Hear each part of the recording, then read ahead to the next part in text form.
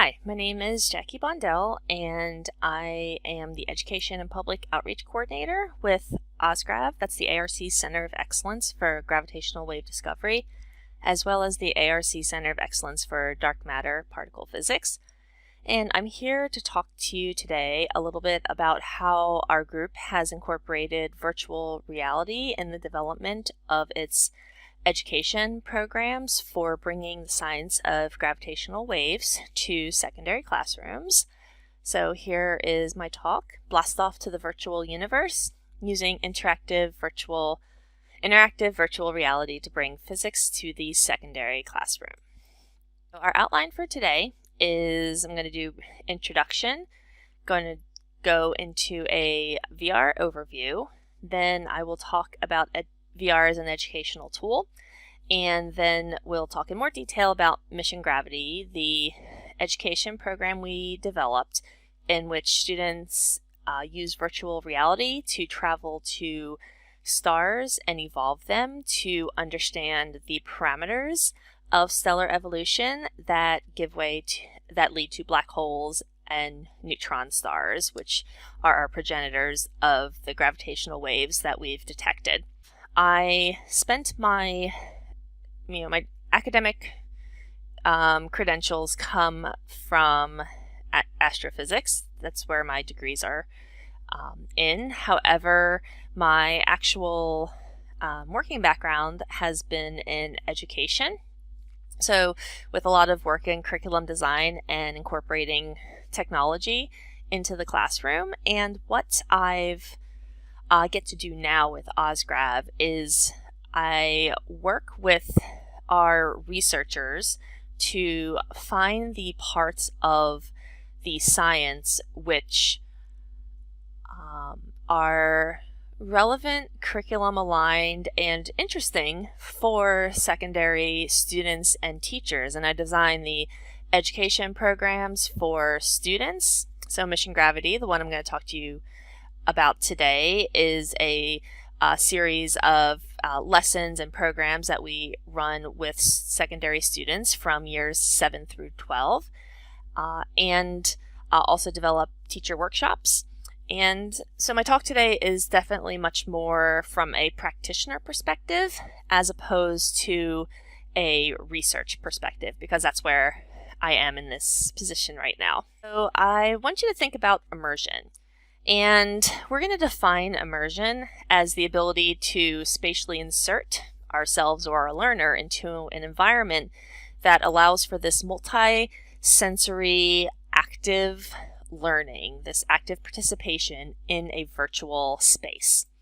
And we saw VR as this opportunity to immerse people in science in environments which they wouldn't otherwise be able to access. So in our case, traveling to a variety of different stars at different points in their lifetime to learn about their physical characteristics and see how they change over time.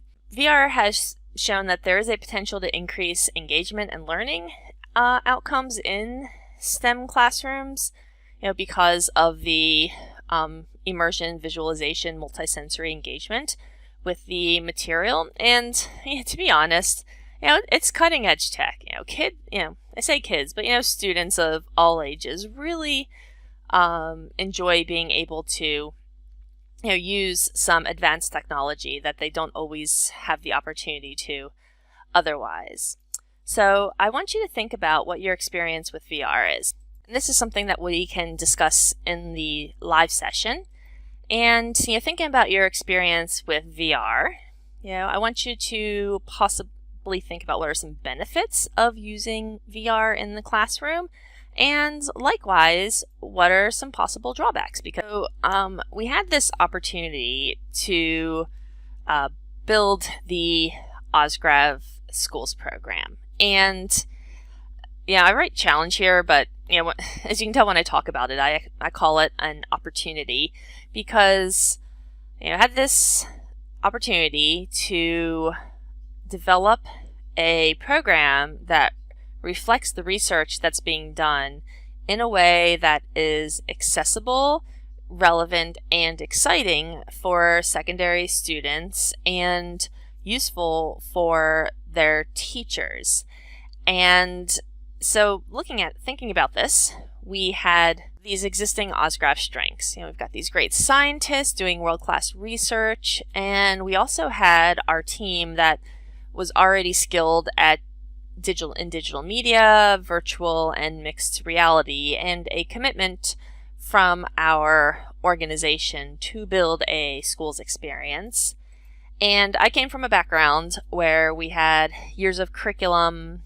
I have years of curriculum design experience with a focus in technology, both delivery of content face-to-face and remotely with students. So we've got all these great things I get to try to pull together to build this program. So if we want to look, so now, I talked a little bit about what the framework of the schools program that we were designing is, and now I want to focus on how we did choose to use VR as an educational tool in designing it. So I built it using the modeling curriculum. So this is a framework in which it's a student-centered instructional design where the teacher serves as a guide to clarify and address students' misconceptions. But the idea is that the students are the ones who are making the claims and building the body of evidence to reason their understanding of their observations. In this case, stellar evolution, and what are the things that give us black holes and neutron stars. So it was built around this student-centered pedagogy. And the second thing I did was let's look at VR in the classroom. And to do this, I use what's called the SAMR model. So this is a lens in which we can evaluate the technology and how meaningful and relevant it is in the classroom in terms of supporting student learning. And the idea is that you look at your technology and, is it, only serving as a direct substitute for something that could otherwise just be done without the technology, or is it really redefining what you're able to do? And, we felt that VR was definitely at the top of this hierarchy because it's allowing for students to explore new worlds and engage with these worlds and vary parameters of stellar evolution and understand how the scale of the universe of stars change, and to really immerse themselves in an environment to study where black holes come from and neutron stars come from that really can't be matched without this technology. So then just from a practical purpose, you can't go into you can't have an education program without, a plan and some scripts. And we developed all the lesson plans for our various year levels and lessons. And this was formatted based on our 5E lesson plans. So you can see here, these are some of the outputs of some student work. We developed our own interactive VR program software, and we developed this in-house to be to allow the content and the curriculum to drive what was developed. So I worked closely with our VR developer, and I said, well, from a curriculum perspective, I want students to be able to manipulate this and observe this. And he's like, okay, well, we can do that in virtual reality. It's like, and I want them to be able to work in groups, and I want them to be able to see what each other's seeing. He's like, okay, we can figure out a way to do that as well. And I'll be able to show you some examples of this during the live session. Finally, we had to make technology choices. We had to choose, our technology to be as, least disruptive when we went and visited classrooms. And we'd be going into classrooms with poor bandwidth. And we have, cost constrictions. And, we worked really hard to find the right hardware, the right materials to make this something that we can bring into a classroom.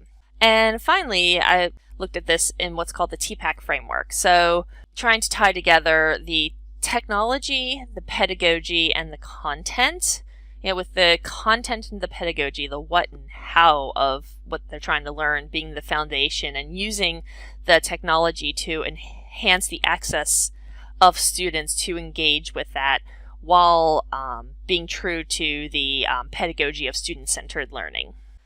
So our Mission Gravity program, we've developed multiple lesson plans associated with it, where we have this immersive environment in which students make observations to model their understanding.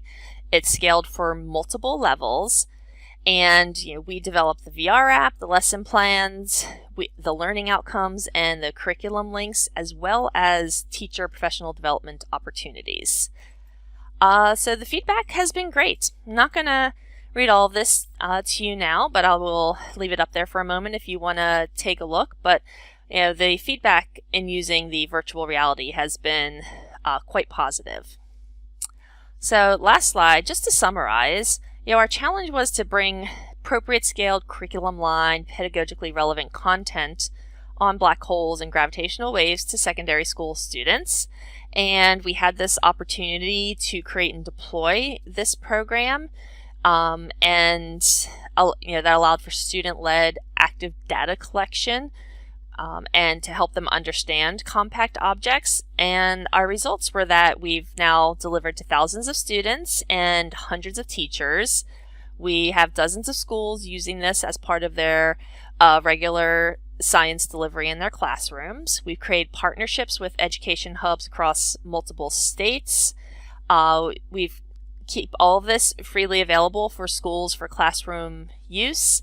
And in response to COVID, we even created a remote delivered version, which I will share with you during the live session. And fortunately, I've had the opportunity to put all this into a book chapter for the Teaching Einsteinian Physics textbook. And our assessments are ongoing in collaboration with education researchers. Thanks for taking the time to listen to me today, and I look forward to the live session.